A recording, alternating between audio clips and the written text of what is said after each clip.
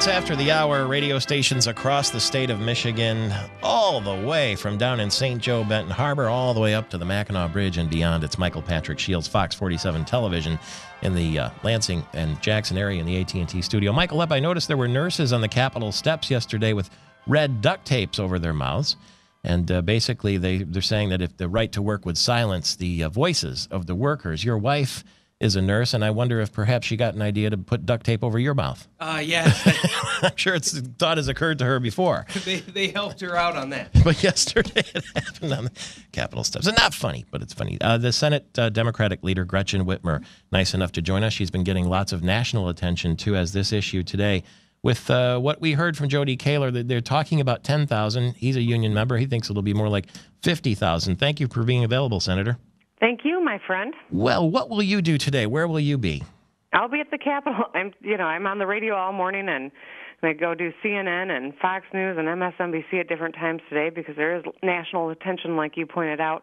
But we'll be at the Capitol all day, and I'm going to hopefully be able to get out about with the crowds and see. I think we'll actually have some Flint sit-down strikers that are going to join us today in the protests. And I think it's important for people to remember what this is all about and why this is such an important middle-class issue in terms of what happens in the workplace.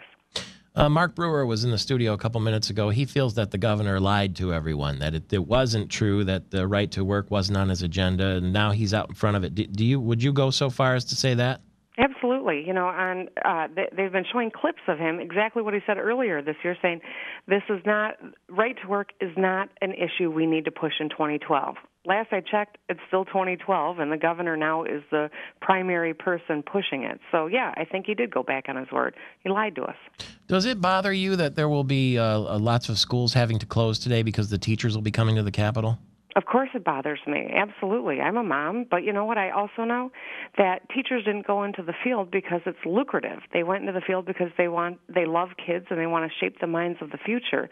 And this continual assault on their ability to do that well and to make a living at it and for us to be able to recruit good people into that most important field right here is under attack. So I understand the concern, and if the Republicans had gone about this in the way that our founders envisioned, where people have debate, they have the ability to be there and to scrutinize what's going on, I don't think you'd be seeing this. So it was this about face in the 11th hour in the middle of lame duck that really has compelled all these people to want to have their voices heard in some fashion, and that's why it's happening.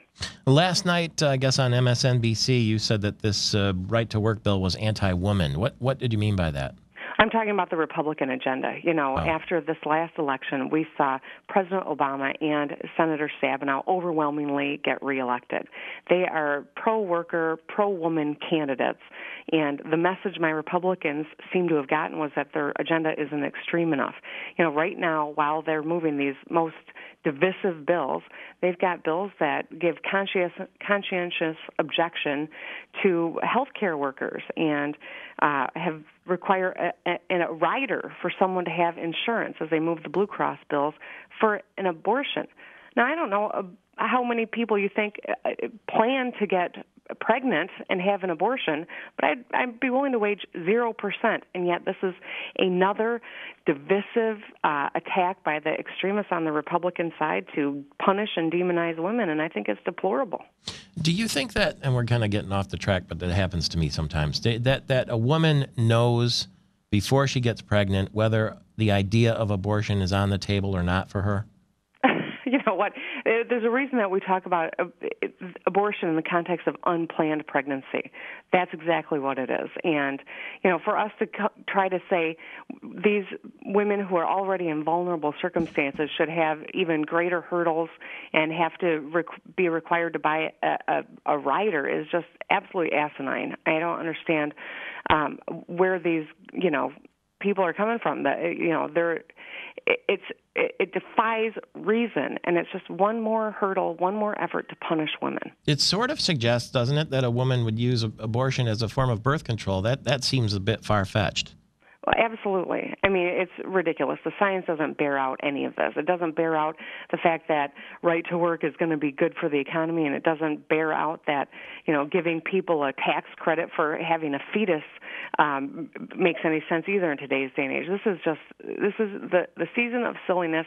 We shouldn't even be meeting in lame duck when you have so many unaccountable legislators, and this is what happens when we do. I saw yesterday, or maybe I read it this morning, that the House Democrats, mind you, are going to vote no on everything that comes down the pike the rest of the way. House Minority Leader Hamill says he thinks that's very responsible. What do you think? Well, I think that no one in the governor's office or on the Republican side of the aisle should be surprised that they do this most divisive anti-worker, anti-woman, anti-family legislation in the most anti-American way, that if the whole environment at the Capitol changes, and changes for a long time to come. No one should be surprised about that. It's absolutely appalling what they're pushing here, and the worst part is they've tried to lock the public out of the debate. They've tried to insert money into this bill so the public doesn't even have a right of referendum if they don't like what they see out of the Capitol. And it's just, these guys cloak themselves in the flag, and yet they've trampled on all of our constitutional rights. No one should be surprised if the whole environment at the Capitol changes in reaction to this. Does that mean you would vote no on something that you believed in just on principle? No, I look at every individual issue, but I'm telling you, my experience with the Capitol, it leads me to believe that if they do the most divisive thing possible in the least constitutional way, that things will change at the Capitol. And I think that's unfortunate because we do have bigger issues to talk about that the people of the state want us to work together on. The coverage is intense, obviously. People are watching every little thing, and there was a splash page that you put up on your website about 2014, and everybody said, yep, there it is. She's going to run for governor. What was the intent of talking about 2014? I'm the leader of the state Senate. We were not on the ballot in 2012. We will be in 2014. I believe this will be the biggest issue in the campaign unless these guys do something even more egregious in the next 2 years. And it's time for us to talk about that. 2013 could be filled with lawsuits and recalls. And 2014, we know, is an election coming where the Senate will finally be held accountable for the votes they've taken the last 2 years. And we're focused on making sure that people are held accountable. If the party decides they want you and the polls show that you would be a suitable candidate with the potential to beat Governor Snyder, would you run for governor? I would only take a look at it if it's something that made sense for, in the context of what's right for my family. That's the most important consideration to me. My girls are 9 and 10, and that's got to be number one. Are you at all interested still in the Attorney General job? Absolutely. When I see what Bill Schuette has done and how he's politicized that office and used his ideology to make decisions about whether or not to represent us in any particular issue, it really maddens me. Frank Kelly had such integrity in the use of that office, and now I see Bill Schuette using it for his own political purposes, and it makes me sick. Is it easier on your family to be AG than governor, I would presume? I think so. Yeah, probably. But at this point, I got to tell you, I've got my hands full fighting as the top Democrat in the Senate and in state government, for that matter. And that's where I really am focused all my energies right now. All right. Be careful. Be safe out there today, and we'll talk again soon.